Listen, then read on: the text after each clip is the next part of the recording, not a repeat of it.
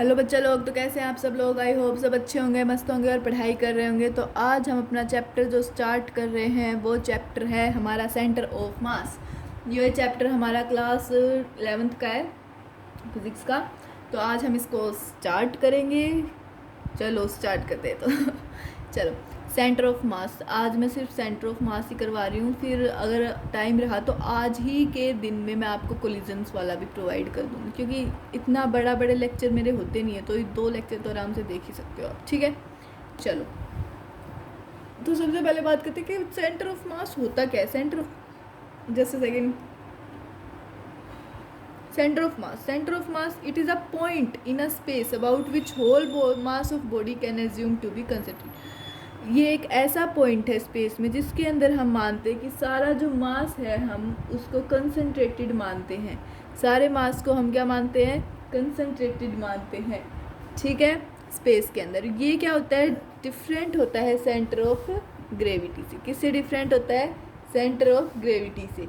ठीक है, चलो। तो सेंटर ऑफ ग्रेविटी किस में होती है? रोटेशनल में होती है। सेंटर ग्रेविटी होती क्या है? ये एक ऐसी पॉइंट है जिसके अंदर जो टॉर्क होती है किसकी वजह से? वेट की वजह से बैलेंस आउट होती है। About which torque due to weight is balance out. Torque जो होती है मतलब एक ऐसा पॉइंट है जिससे क्या है, टॉर्क की वजह से ये क्या होता है? बैलेंस आउट होता है। Torque due to weight balanced out till the point when gravity doesn't change. जब तक जो ग्रेविटी है वो हमारी चेंज नहीं हो जाती तब तक टॉर्क लगती है उसके ऊपर और वो बैलेंस रखती है। ठीक है, जो सेंटर ऑफ ग्रेविटी है वो हमारी कोइंसाइड करती है COM के साथ। वो हमारी कोइंसाइड करती है COM के साथ, तब वो सेम होते हैं। तब वो क्या होते हैं? सेम होते हैं। मतलब जो सेंटर ऑफ मास और सेंटर ऑफ ग्रेविटी तब सेम होते हैं ना, मतलब एक ही जगह पे होते हैं, एक साथ होते हैं, तो वो कोइंसाइड करते हैं। बट अगर वो वेरिएबल हो गई जो हमारी एक्सेलरेशन ड्यू टू ग्रेविटी, तो सेंटर ऑफ ग्रेविटी और सेंटर ऑफ मास क्या हो जाएंगे? सेपरेट हो जाएंगे, सेपरेट पॉइंट्स हो जाएंगे। तो वो क्या हो जाएंगे? Separate points. अगर हमारा acceleration due to gravity same रहा तो कोइंसाइड करेंगे। ठीक है, हमारे पास 2 टाइप की बॉडीज़ होती है। एक होती है डिस्क्रीट पार्टिकल, दूसरी होती है रेगुलर या फिर कॉन्टीन्यूस बॉडी। एक होती है डिस्क्रीट पार्टिकल और एक होती है रेगुलर या फिर कॉन्टीन्यूस बॉडीज। डिस्क्रीट पार्टिकल में क्या है? पॉइंट, और रेगुलर कॉन्टीन्यूस बॉडीज में एक्सटेंडेड। ठीक है, तो देखो, when the body has very small dimensions which can be neglected. Discrete का मतलब है कि बॉडी के पास बहुत ज़्यादा छोटी डायमेंशंस होंगी और जो उनको नेगलेक्ट नहीं कर सकते, हम उन डायमेंशंस को नेगलेक्ट नहीं कर सकते। और रेगुलर या फिर कॉन्टीन्यूस बॉडीज़ में जो मास होगा वो डिस्ट्रीब्यूटेड होगा। जो मास हमारा डिस्ट्रीब्यूटेड होगा और उसके अंदर कौन से आएंगे हमारे? रॉड, रिंग, डिस्क, स्फेयर, कोन और सिलेंडर, ये आएंगे हमारी रेगुलर या फिर कॉन्टीन्यूस बॉडीज़ में। रेगुलर या फिर कॉन्टीन्यूस बॉडीज़ में। ठीक है, नेक्स्ट आता है हमारा location of center of mass can be inside और आउटसाइड आ बॉडी। जो लोकेशन है सेंटर ऑफ मास की वो इनसाइड भी हो सकती है और आउटसाइड भी हो सकती है बॉडी के। तो देखो, अब मैं बताती हूँ कि आपको कौन सी लोकेशंस देखो। सबसे पहले ये रिंग है हमारी, रिंग के लिए इसका सेंटर ऑफ मास यहाँ पे होगा। इसके लिए लेमिनर शीट्स के लिए यहाँ पे होगा सेंटर ऑफ मास। चुंबक यू शेप्ड के लिए उल्टा यू, तो ये इधर होगा COM हमारा सेंटर ऑफ मास। रोड के लिए सेंटर ऑफ मास इधर होगा, सॉलिड सिलेंडर के लिए उसके बीच में, और डिस्क के लिए यहाँ। ठीक है, अगर हम बात करें लोकेशन ऑफ सेंटर ऑफ मास, जो डिपेंड करती है मास डिस्ट्रीब्यूशन पे, जो डिपेंड करते हो हमारे मास डिस्ट्रीब्यूशन के ऊपर। तो फर्स्ट देखो, इसके लिए क्या है? इधर आएगा इसका सेंटर ऑफ मास डिस्क्रीट के लिए। इसके लिए इसका सेंटर ऑफ मास इधर, L1 जो है वो लेस देन L2 है और M जो है वो बड़ा है M से। इसका साइज़ बड़ा है, इसका साइज़ छोटा है, बट ये वाला कम है और ये ज़्यादा है। ठीक है, इसके अंदर इधर आएगा इसका सेंटर ऑफ मास, इधर इसका इस साइड आएगा। जिस साइड हैवियर है, L2 क्या है? हैवियर है, तो ये इस साइड आएगा, राइट की साइड हैवियर होगा, हैवियर ऑन राइट, क्योंकि L1 जो है वो क्या है हमारा? छोटा है, छोटे वाली तरफ। ठीक है, अगला आएगा ज्योमेट्री सेंटर। यहाँ पे ज्योमेट्रिकल सेंटर होगा रिंग का MR। फिर सिलेंडर आता है हमारा, मास सॉलिड या फिर होल। ज्योमेट्रिकल सिलेंडर के लिए इधर होगा COM। ठीक है, अब बात करें जो मास डिस्ट्रीब्यूशन, जो हमारा सेंटर ऑफ मास होता है ना, वो हमेशा हैवियर बॉडी की साइड होता है, वो हमेशा हैवियर बॉडी की साइड होता है। ये बेशक ये L2 साइज में बड़ा है, बट मास तो इस साइड वाले का ज़्यादा है, मास इस साइड वाले, ओ मास इस साइड वाले का ज़्यादा है, मास ज़्यादा इसका मास कम है। बेशक L2 बड़ा हो हमारा, तो पर हमें क्या करना है, इस साइड लेना, ठीक है। हैवियर साइड्स की ज़्यादा होगा, हमेशा सेंटर ऑफ मास हमारा क्या होता है, हैवियर साइड ज़्यादा होता है, ठीक है। क्यूबॉइड की बात करें तो इधर होगा, होलो या फिर सॉलिड दोनों में सेंटर ऑफ मास स्फेयर का है बीच के अंदर, और कोन का लोअर साइड क्या होगा, ज़्यादा मास है तो ज़्यादा उधर होगा सेंटर ऑफ मास, ठीक है। चलो नेक्स्ट बात करते हैं हेमिस्फेयर सॉलिड्स की, इसका भी इधर होगा। सेमी डिस्क की इसका इधर होगा, नीचे होगा, इससे बहुत मतलब बिल्कुल सेंटर के थोड़ा सा ऊपर होगा, क्योंकि ऊपर ज़्यादा है। तो COM will be calculated in coming class, मतलब कमिंग पेजेस, अगले पेजेस में कैलकुलेट करना बताऊंगी मैं आपको COM कैसे कैलकुलेट करते हैं, ठीक है। नेक्स्ट जो आता है वो आता है हमारा मास मूवमेंट। मास मूवमेंट क्या होता है, ये एक ऐसा प्रोडक्ट है मास और पोजीशन का, पोजीशन और मास का क्या है, product, position vector of mass का और पोजीशन वेक्टर ऑफ मास का प्रोडक्ट है किसी भी पॉइंट से, उसको हम कहते हैं मास मूवमेंट। उसको हम क्या कहते हैं, मास मूवमेंट।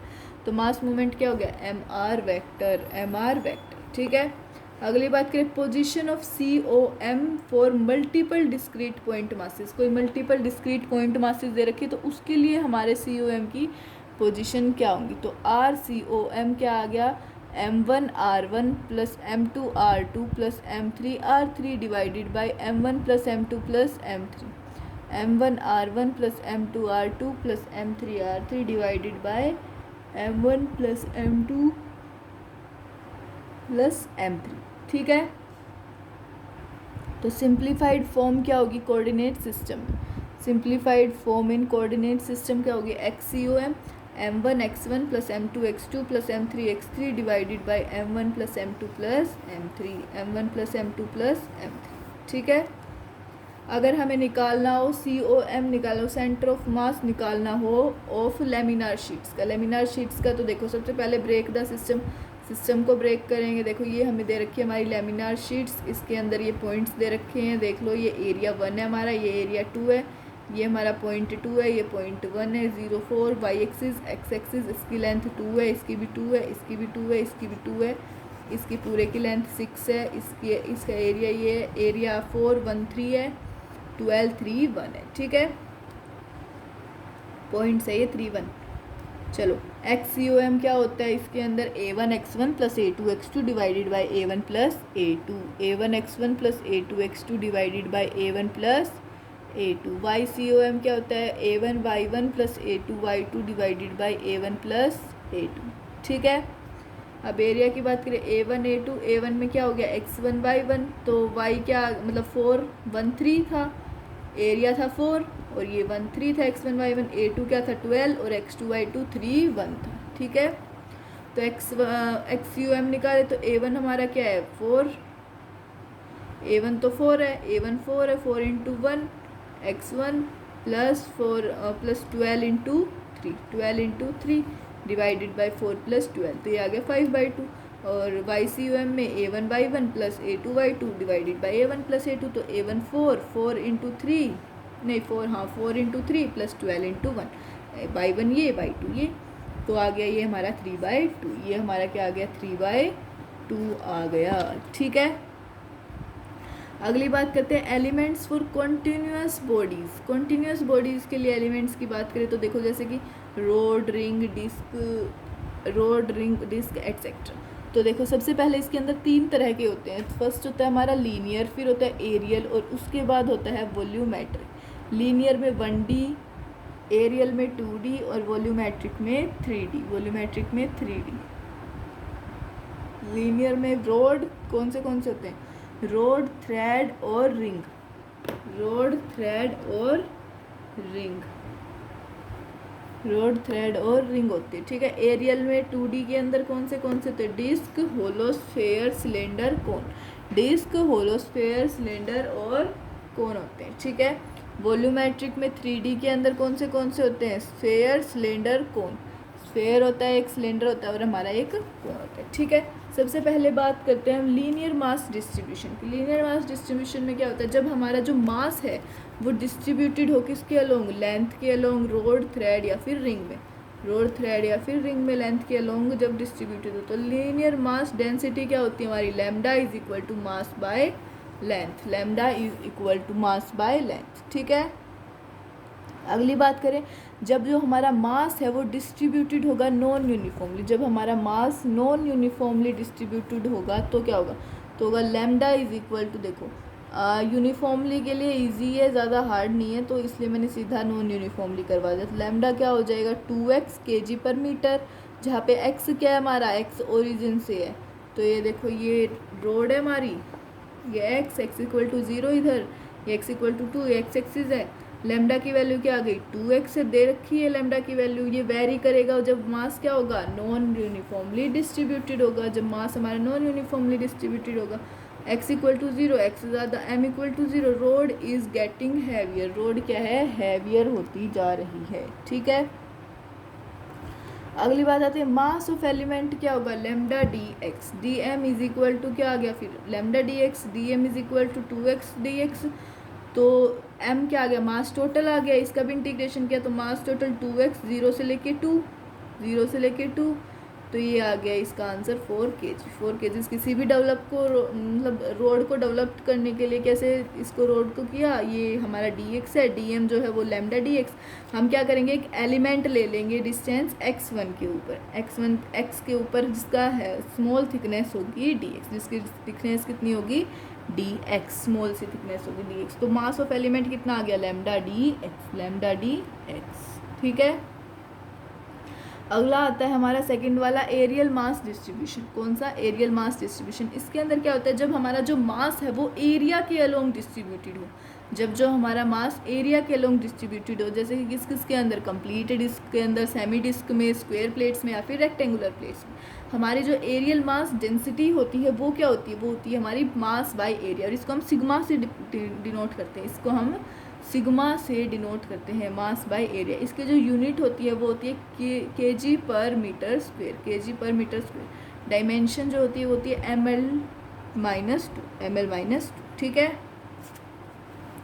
ये हमारी डिस्क है, इसका मास m है, रेडियस r है, और इसका i दे दिया, मतलब इसका सिग्मा आ गया हमारा m/πr², mass by area m/πr², ठीक है।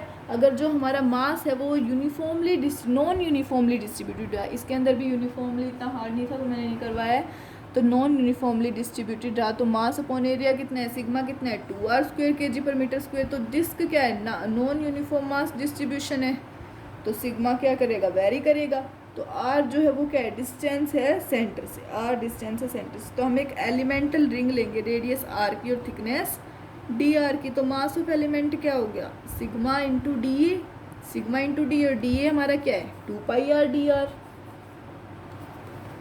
डी हमारा क्या है 2πr dr, तो क्या है सिग्मा क्या दे रखा है 2r² इंटू 2πr dr, तो ये हो गया 4πr³ dr, तो इसको सोल्व करेंगे, मास टोटल dm का इंटीग्रेशन ये आ गया, इसका ऐसे इंटीग्रेशन किया, इसका 0 से 2 लिमिट है, 4πr³ dr, तो 4π कांस्टेंट है बाहर ले लिया, इसका इंटीग्रेशन r³ का r⁴ 4/4 लिमिट लगा दी 0 से 2, इसको पुट कर दिया तो आंसर हमारा आ गया 16π kg, ठीक है। चलो नेक्स्ट जो हमारा आता है वो आता है how to take element to develop disc. Disc को डेवलप करने के लिए कैसे एलिमेंट लेंगे, तो ये हमारी डिस्क है, इसके अंदर ये सिग्मा मान लिया, सबसे पहले हमने एक छोटा सा इसका जो पार्ट है वो निकाल लिया, उसके अंदर से इसका एरिया कितना है 2πx, और छोटा सा एलिमेंट मान लिया, छोटी सी रेडियस मान ली, इसकी लेंथ मान ली dx। यहाँ पे बहुत ज़्यादा मल्टीपल रिंग्स है, तो डिस्क है वो क्या है, सारी डिस्क है। एरिया ऑफ दिस रिंग क्या है, mass of element is equal to sigma dA, तो सिग्मा इंटू 2πx dx, तो स्मॉल एरिया क्या हो जाएगा dA is equal to 2πx dx, small area हमारा हो जाएगा dA is equal to 2πx dx, ठीक है। ये जो है ये हमारी क्या है, सर्कमफ्रेंस ऑफ रिंग है, सर्कमफ्रेंस ऑफ रिंग, ठीक है। चलो नेक्स्ट बात करते हैं, नेक्स्ट आता है हमारा angular mass distribution. Angular mass distribution क्या होता है, हम इसको यूज़ करते हैं एन एंगुलर एलिमेंट की तरह। We will have an angular element, हमें क्या है, हमारे पास क्या है, एक एंगुलर एलिमेंट है। We have linear mass D is equal to 2 kg, हमारे पास एक लीनियर मास डी है, क्या है 2 kg पर मीटर, और मास ऑफ एलिमेंट क्या है लैम्डा, लेंथ ऑफ एलिमेंट, और 2r_d थीटा, 2r_d थीटा, और r हमारे पास क्या दे रखा है 2, ये दे रखी है ना हमें सेमी सर्कल जैसी डिस्क दे रखी है, तो इसका एरिया, इसका एंगल कितना है थीटा, रेडियस r_d थीटा, और ये मान ली हमने लेंथ हमारी r_d theta, r_d theta, lambda 2 दे रखा है, तो ये क्या आ गया 2r_d थीटा, और 2r की value 2, 2 into 2 4r, 4d theta, 4d theta, ठीक है। dm की बात करें तो 4d थीटा, मास टोटल हो गया हमारा इंटीग्रेशन ऑफ 4d थीटा, तो 4 थीटा, d थीटा का थीटा, तो लिमिट कहाँ से कहाँ तक, 0 से पाई तक, 0 से पाई तक लिमिट, तो आंसर आ गया 4 पाई, ठीक है, आंसर 4 पाई आ गया। लेंथ ऑफ रिंग क्या है पाई आर, इसको हम क्या लिख सकते हैं 2 पाई, क्योंकि आर की वैल्यू 2, तो ईच मीटर किसकी है 2 ग्राम kg मास है, मतलब 2 kg मास है हर मीटर का, तो मास कितना आ गया 2 into 2 pi is equal to 4 pi, 2 into 2 pi is equal to 4 pi, ठीक है। अगली बात आती है हमें सेमी सर्कुलर रिंग कैसे बनानी है, how to make semicircular ring.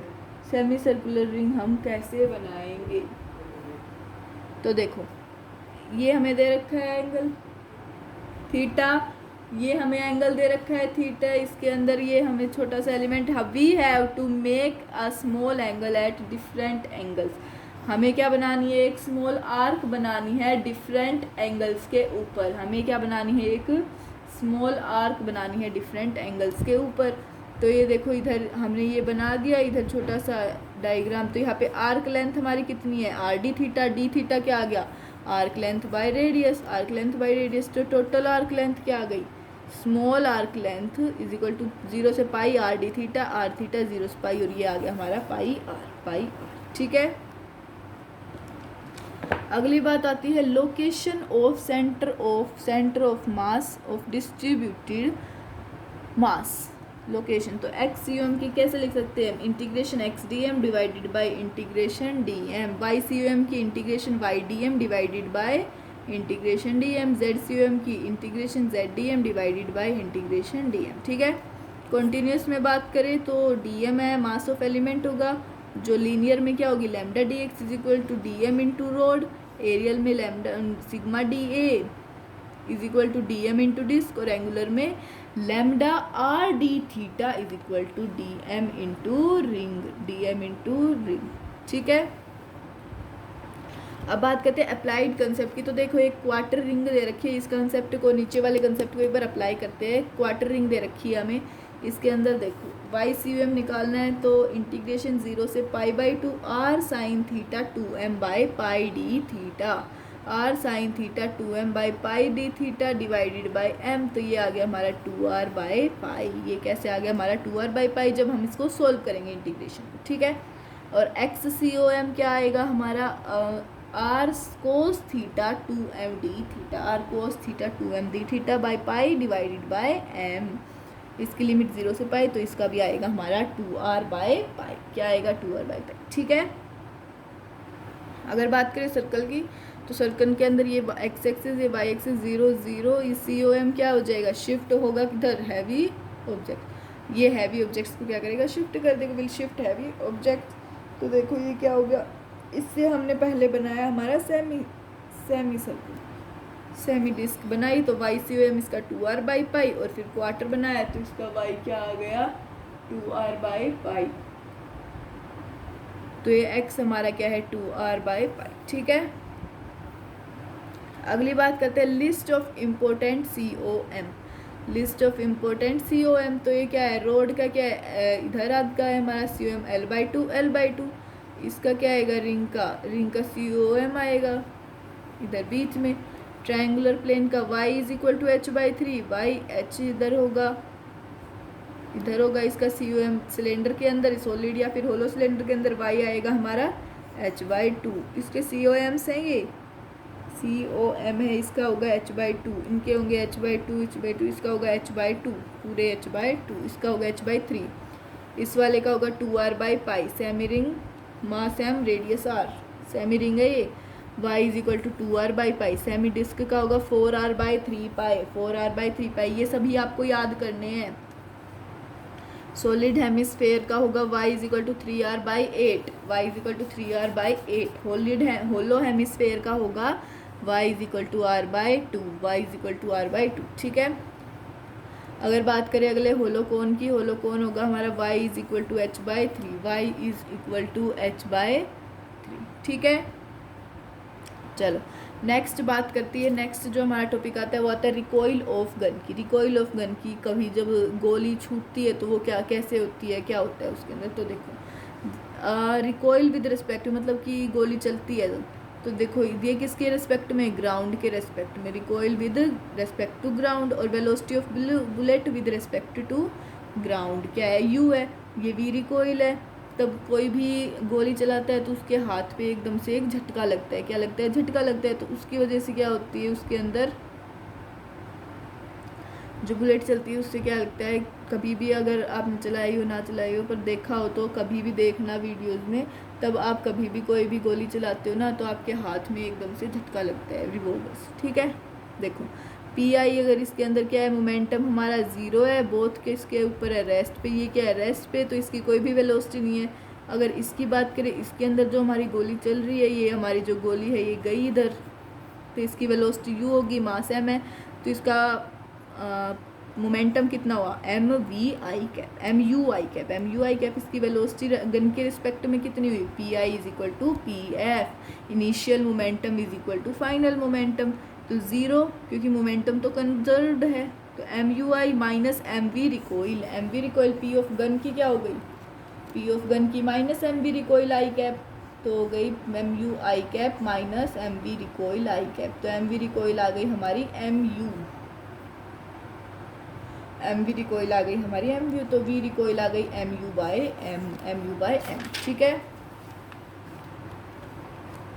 चलो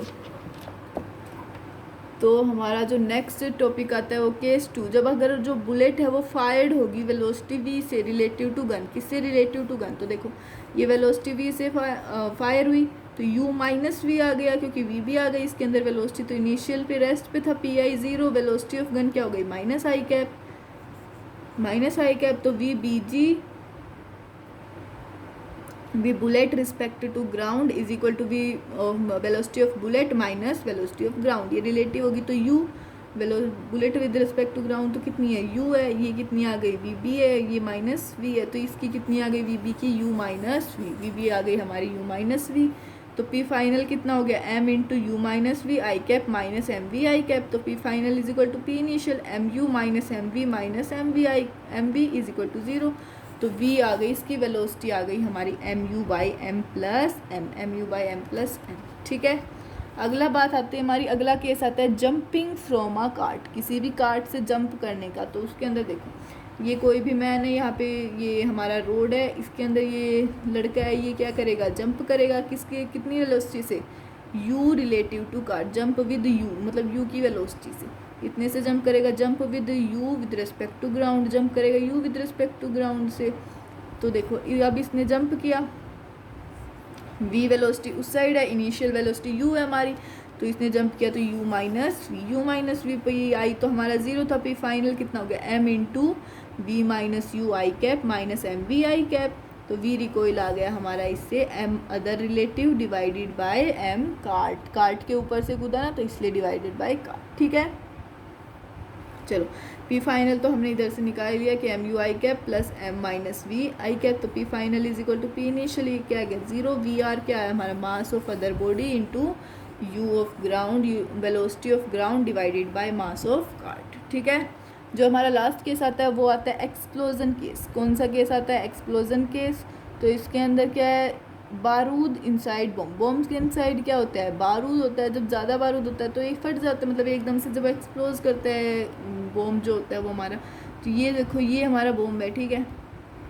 ये m1v1 वेलोसिटी से फटेगा, इस साइड m2v2 लगाएगा, इसका रेशियो कितना है m1 रेशियो m2 है मास का, ये रेस्ट पे और ये बॉम्ब, तो m2v2 किसके इक्वल होगा हमारा m1v1 के, m1v1 और m2v2 इक्वल होंगे क्योंकि मोमेंटम जो है वो क्या रहता है हमारा हमेशा कंजर्व रहता है। तो फोर्स एक्सटर्नल कितना आ गया 0, P I is equal to P F. अगर हमारा जो बॉम्ब है वो क्या है इनिशियली रेस्ट पे है तो पी आई 0, पी एफ भी 0, तो ये क्या आ गया m1 m2 या m2 m1। अगर हमारा जो बॉम्ब है वो मूव कर रहा है तो पी आई जो होगा वो क्या होगा हमारा just before explosion, initial momentum होगा एक्सप्लोजन से बिफोर का, और पी एफ जो होगा वो जस्ट आफ्टर एक्सप्लोजन। ठीक है, तो हमारा ये जो चैप्टर है सेंटर ऑफ मास बेटा वो कंप्लीट हो गया है। तो मिलते हैं नेक्स्ट लेक्चर में, तब तक के लिए टाटा बाय बाय। और हाँ, चैनल को सब्सक्राइब ज़रूर कर देना, लाइक शेयर कमेंट में ज़रूर बताना कि कैसा लगा। ठीक है, थैंक यू बेटा, बाय बाय।